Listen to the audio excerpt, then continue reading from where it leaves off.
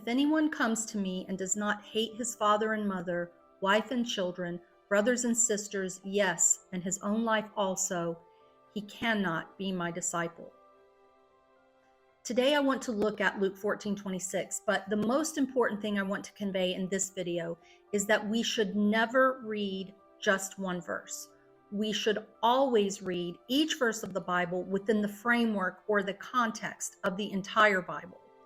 So let's deal with the elephant in the room right off the bat, the word hate. A few weeks ago, someone said to me, "I know you're supposed to hate your family. That's what Jesus said." And yes, I was familiar with this verse, but frankly, I never really thought too much about it because above everything else, I know that Jesus commanded us to love. And so his use of the word hate in this instance must mean something else. In the past, I always sort of left verses like this alone. I never really dug into them. But these days, I seldom leave anything alone.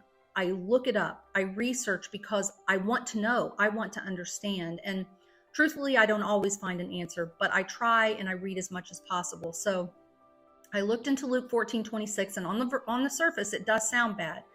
But did Jesus really mean we should hate our family, our father, mother, wife, children, grandchildren?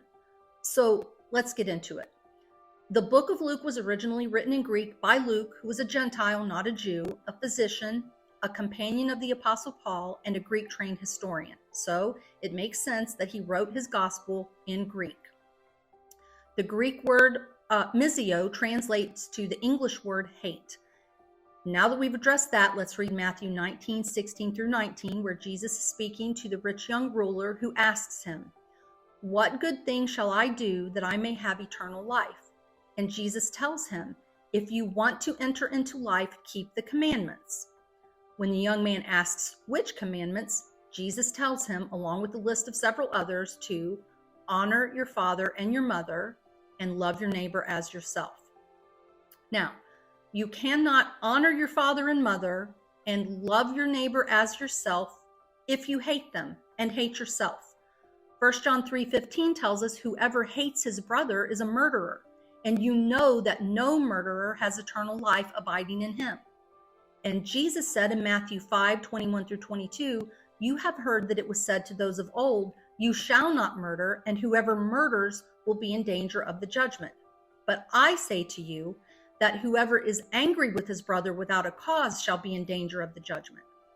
So, if being angry with someone without a cause puts us in danger of judgment, why would Jesus use the word hate in Luke 14:26, which John tells us is comparable to murder? The words love and hate in English mean many different things. Love can mean a romantic husband and wife type of love. It can mean deep affection for another person, like a best friend, or it can mean that you really like something, like I love donuts. The word hate in English also has many different meanings. It can mean an intense dislike for something, a strong aversion to something, like I hate mushrooms, or if it's used politely, it can be used to express regret, like I hate to bother you, but. And in Greek, the word for love, agape, doesn't mean a romantic love, but rather means affection or fondness and a looking out for the best interest of another person. Likewise, the use of the Greek word for hate, misio, doesn't mean an angry or violent type of feeling, but rather to love less or esteem less. But even with that explanation, the word hate seems strong. But in the first century culture, people commonly used extreme language or hyperbole to describe things. Additionally, it was common in biblical times to use hate to express preference. And there are a few verses in the Bible that illustrate this. First, Genesis 29:30 through 31 tells us that Jacob loved Rachel more than Leah. And when the Lord saw that Leah was hated, Leah wasn't hated by Jacob, but he was tricked into marrying her, and he loved Rachel more. The second is Malachi 1:3, when God says, "But Esau I have hated." God did not hate Esau, but he did favor Jacob over Esau. And there's a link in the description below the video which cites a few reasons God preferred Jacob over Esau. Third, in Luke 16:13, Jesus says, "No servant can serve two masters. He will hate the one and love the other." Jesus applied this particular truth when speaking to his disciples about God and money. You cannot serve both. You're going to have to choose. Another example of extreme language used to relay a concept is from outside the Bible, from a war song or a poem.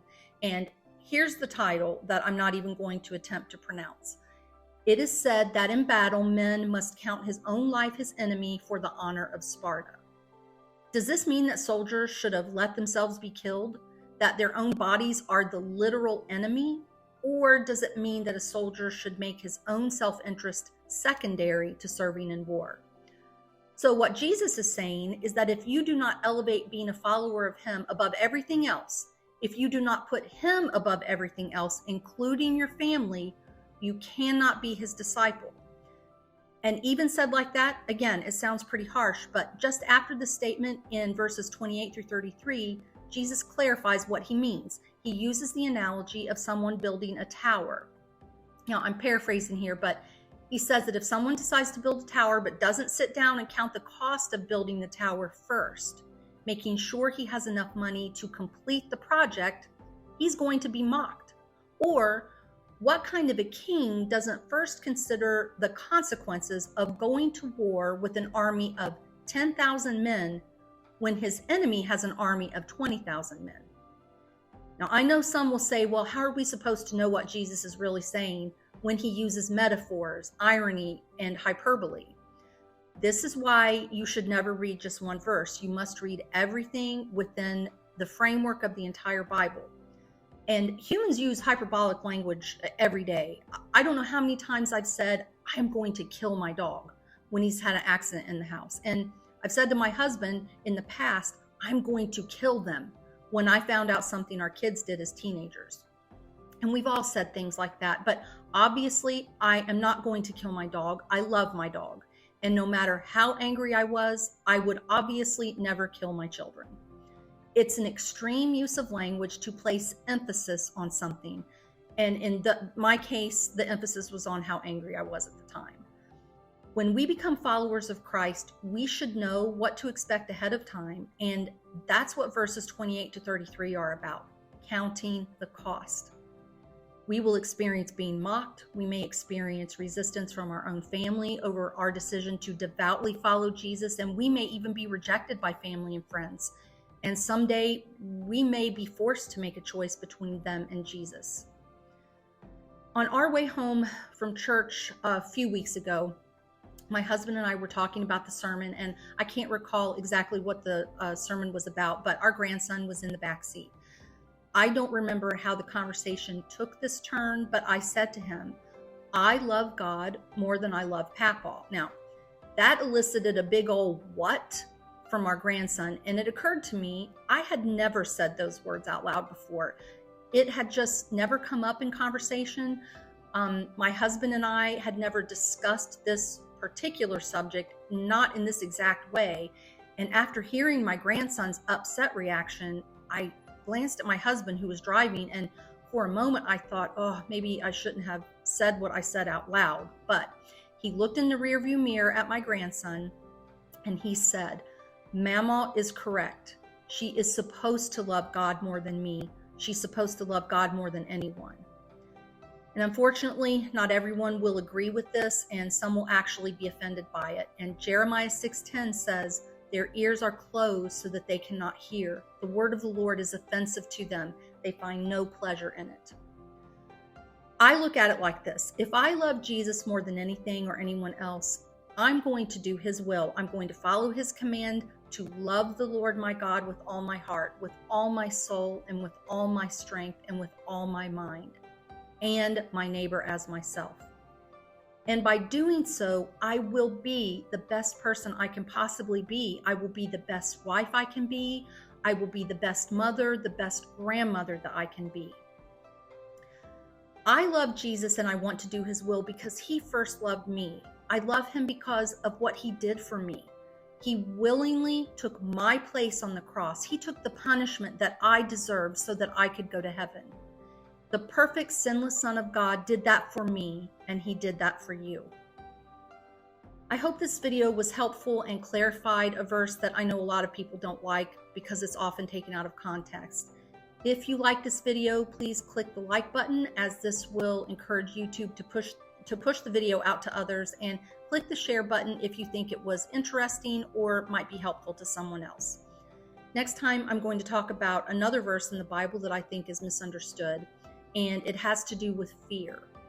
Until then, make sure you're building your foundation on a rock solid ground. Never read just one verse, keep it in context, and keep your eyes on Jesus. Thank you so much for watching.